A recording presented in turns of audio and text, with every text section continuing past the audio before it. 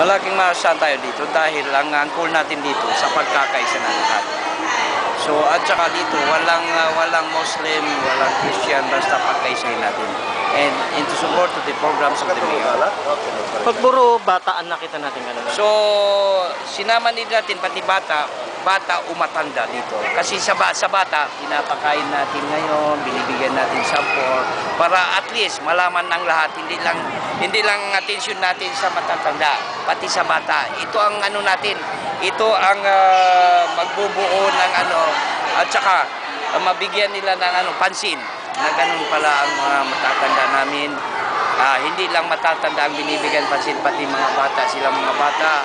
At least sila ang future natin, di ba? Sila, the answer to the call of change.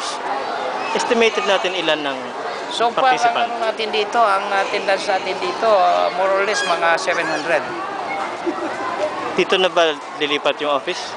So far, ito ang yung Basico Evacuation Center. Nag-request tayo dito para dito natin i-heard ang yung distributing of reading glasses. So far, ang binibigay natin doon, with the following graded number,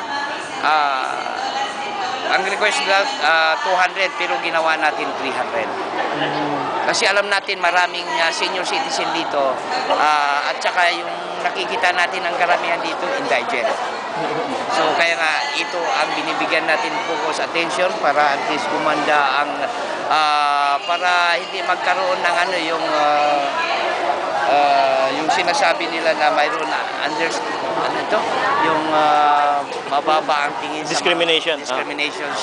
Kaya nga inaano natin dito, pinuprobe natin para magkaisa ang lahat. Thank you, Chairman.